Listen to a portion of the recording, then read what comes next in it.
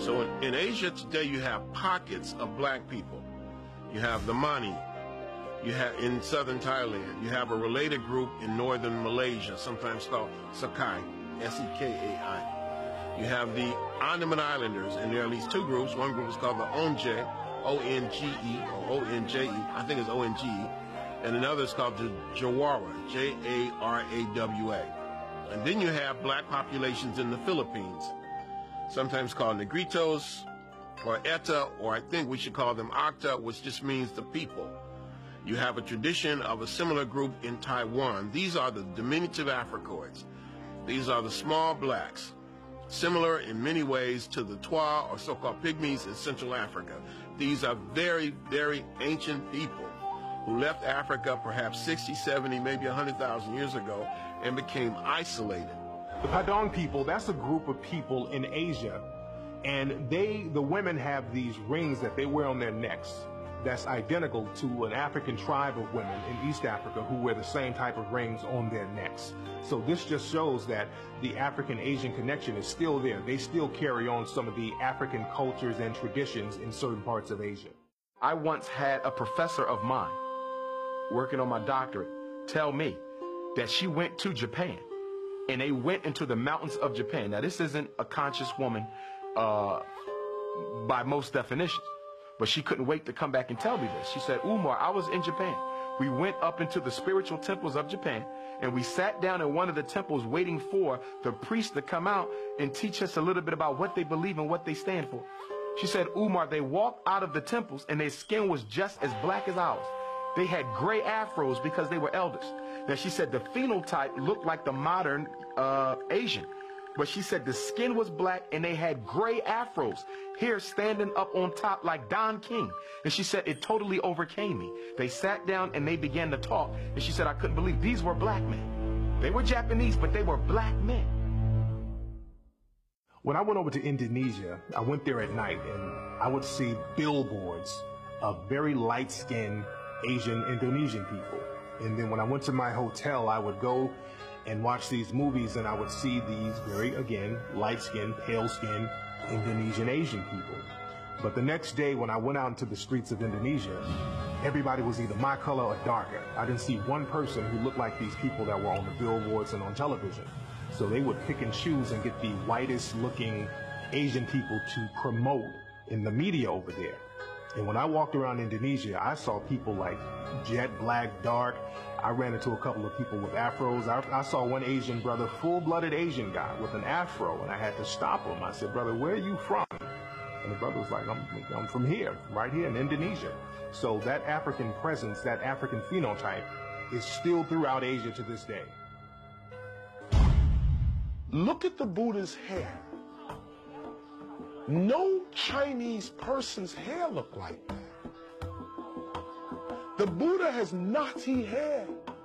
Every time you see the Buddha, his hair is knotted. Just a thought. There's a painting called the Nambam painting of the Portuguese when they first go over to Japan. And when you look at this painting, the painting was made in around sometime in the 1500s, and it was the first eyewitness account of what they saw. Many of the Asian people there were dark-skinned, and half the people who were supposed to be Portuguese were dark-skinned. There's a tradition begun by a man named Alexander Francis Chamberlain, at least in April 1914, in a publication called the Journal of Race Development. And I can quote him almost exactly. And he says, and even in far-off Japan, we can find traces of the ancient Negro. For when the Japanese armies in the 8th century, now here I'm paraphrasing, when the Japanese armies in the 8th century were fighting their traditional enemy, the Ainu, they were led by a famous Negro general named Sakanoye Tomomiraro. And this man became the first shogun in Japanese history.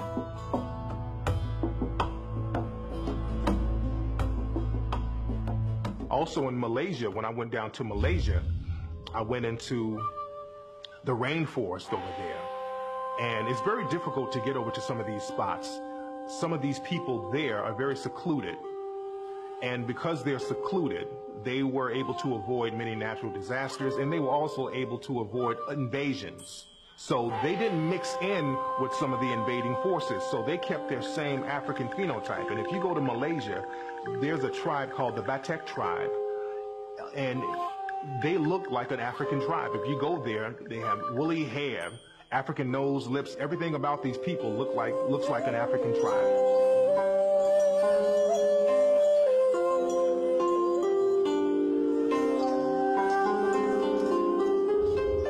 One of the things we know about white supremacy and light-skinned supremacy, because even when you look at Asia, even when you go to East India, they practice racism. Why? Because all of these places were colonized by the European, and their culture infected the people.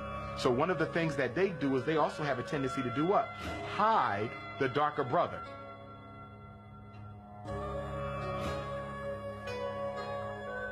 As a matter of fact, there was an incident that happened with Miss Fiji. They had the Miss World competition, and they chose this woman to be Miss Fiji. And Miss Fiji has more Europeanized features. And the people of Fiji spoke out against her. They weren't really trying to hate on her, but they said, look, this woman doesn't represent us. She doesn't look like us. She doesn't have our nose. She doesn't have our hair. And we're very proud of what we look like, and we want somebody to represent us. Because, again, they were trying to use that Europeanized Miss Fiji to bring in tourism and not scare away tourists. But the people spoke out against her. And this just shows that many people around the world, they're proud of their Africoid features. First of all, Australia itself is the world's second smallest continent, second only after Antarctica. It's the smallest inhabited continent. The name Australia means Great South Lands. And the first people of Australia were the people we call Aboriginal Australians, commonly called blackfellas. And of course, you have different names, the Koori, the Goori, the Noongar, and various names. The people of Australia, originally Australia was an African land.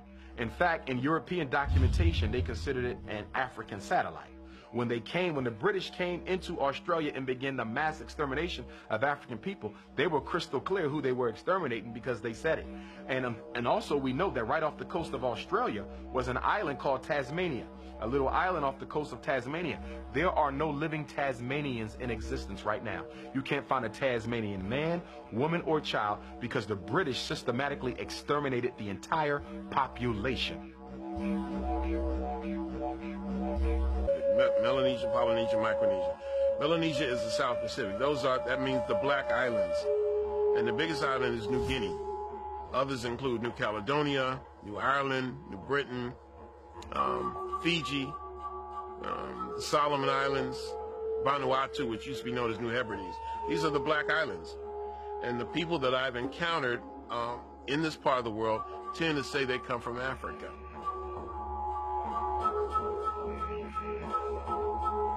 People tend to have very, very Africoid features, dark skin, tightly curled hair, large afros we call them today. Many of them say they come from Africa, especially in Fiji. And also in Buka Island. And I ask people, where do you come from? We come from Africa. And they're very matter-of-fact about it. Buka, B-U-K, means black skin. And they have the reputation of being the blackest human beings on earth. So quite naturally, that was where I wanted to lay my head.